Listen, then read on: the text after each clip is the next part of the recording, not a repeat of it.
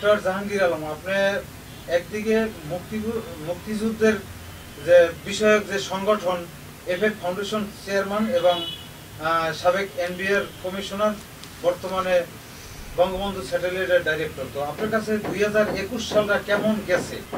2021 সালটি তো রাজনৈতিকভাবে 2021 সালটি ছিল বাঙালিদের জন্য একটি ঐতিহাসিক কাল আমি মনে করি, যেহেতু 2021 সালটি স্বাধীনতার সুবর্ণ জয়ন্তী এবং বঙ্গবন্ধুর শততম জন্মবার্ষিকী।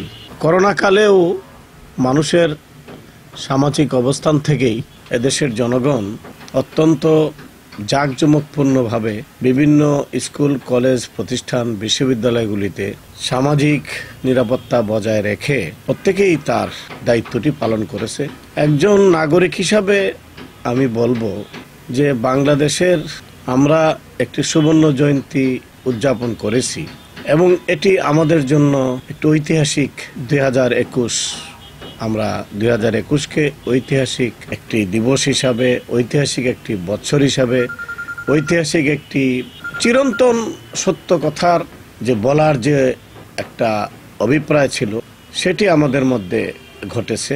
বিশেষ করে স্বাধীনতা যুদ্ধের যে সমস্ত বীর বাঙালি অস্ত্র ধরে স্বাধীন করেছে এবং যুদ্ধের ঐতিহাসিক যার ফলশ্রুতিতে এদেশের কৃষক, শ্রমিক, জনতা, ছাত্র, যুবক একটি মানচিত্র রক্ষার জন্য ঝাঁপিয়ে পড়েছিল।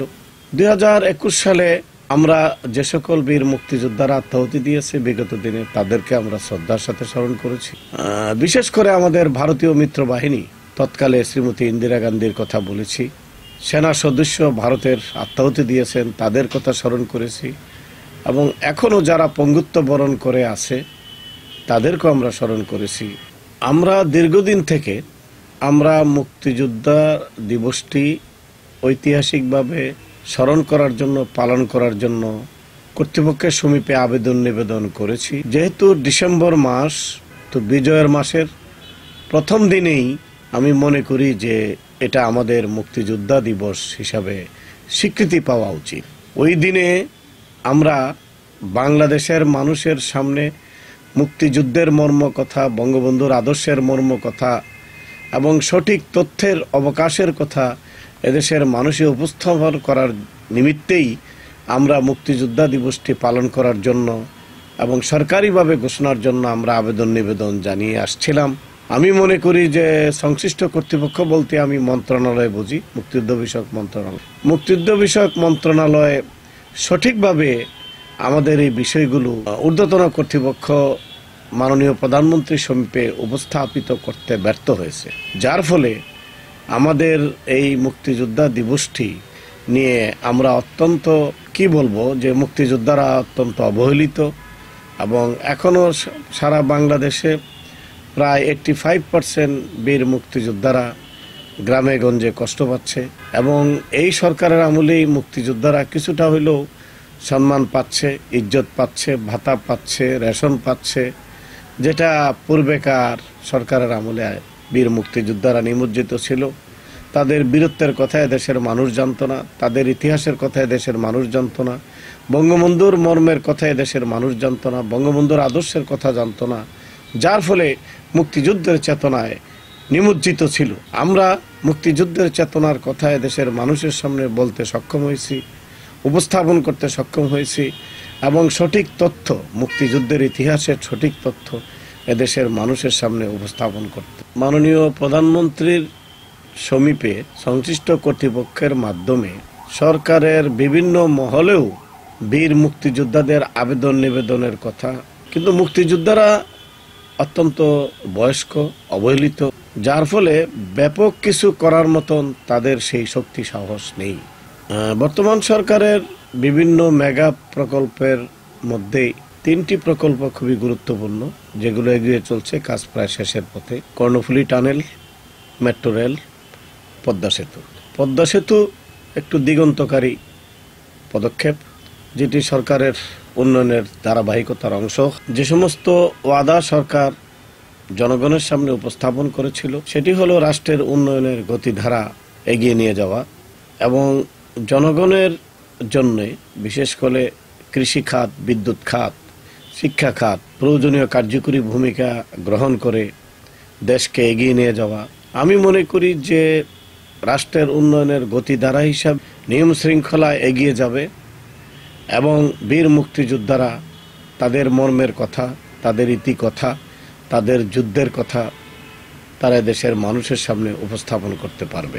আমাদের বর্তমান সরকারের কাছে মুক্তিযোদ্ধাদের দাবি দেওয়া তো অনেক, কিন্তু তারপরেও প্রথম দাবি হলো যে আগামী দিনে এই সরকারের উন্নয়ন গতিধারা বলেন, মুক্তিযুদ্ধের আদর্শের কথা বলেন, মুক্তিযুদ্ধের চেতনার কথা বলেন, বঙ্গবন্ধুর আদর্শের কথা বলেন, এগুলো জনগণের সামনে উপস্থাপন করার জন্য আমাদের সন্তানদের দিকে খেয়াল করতে হবে এবং সন্তানদের চাকরির কোটা সম্পর্কে ভাবতে হবে। চাকরির কোটাটি এখনো নিমজ্জিত অবস্থায় আছে। তো প্রথম দাবি হইল আমাদের সন্তান সন্ততিদের চাকরির কোটা দেশের বিভিন্ন প্রতিষ্ঠানে, সরকারি বেসরকারি প্রতিষ্ঠানে নিয়োগ করতে হবে। দ্বিতীয়টি হলো যে মুক্তিযুদ্ধের চেতনায় বঙ্গবন্ধুর মর্ম কথা, মুক্তিযুদ্ধের চেতনার কথা, ইতিহাসের কথা বলার জন্য, দেশের মানুষের সামনে সঠিক তথ্য উপস্থাপন করার জন্য বাংলাদেশ মুক্তিযোদ্ধা সংসদ এখন নেই, যেটি বঙ্গবন্ধু প্রতিষ্ঠা করেছিলেন। মুক্তিযুদ্ধের চেতনাবাহী ব্যক্তিদের, মুক্তিযুদ্ধের চেতনাবাহী শিক্ষিত অনেক বীর মুক্তিযোদ্ধারা আছেন, দেশের জন্য, জাতির জন্য কাজ করতে আগ্রহী। সেই ধরনের ব্যক্তিদেরকে নিয়ে একটি অ্যাডহক কমিটি দিলে সারা বাংলাদেশে সেটি নেতৃত্ব নিতে পারবে।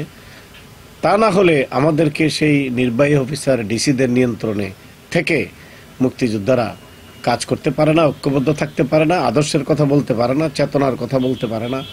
তো কাজে বাংলাদেশ মুক্তিযোদ্ধা সংসদ কেন্দ্রীয় কমিটিতে অ্যাডহক কমিটি এই মুহূর্তে সম্প্রতি স্বাস্থ্য পরিবার পরিকল্পনা মন্ত্রণালয়ের যে এই সমস্ত 15 দফা আপনি জাতির উদ্দেশ্যে পেশ করা হয়েছে, সকলকেই সামাজিক নিরাপত্তার বিষয়টি খেয়াল রাখতে হবে এবং সুস্থ থাকতে হলে এটি তো একটি আকস্মিক ব্যাধি, সেটাকে আপনি প্রতিহত করতে হলে আপনাকে, আমাকে, সকলকেই সচেতন থাকতে। তো আশা করি আমরা বিগত দিনেও করোনাকে মোকাবিলা করেছেন, যে সমস্ত ডাক্তার এবং ডাক্তারদের সহকারীরা এবং হসপিটাল কর্তৃপক্ষ করোনাকে মোকাবিলা করতে সমর্থ হয়েছে।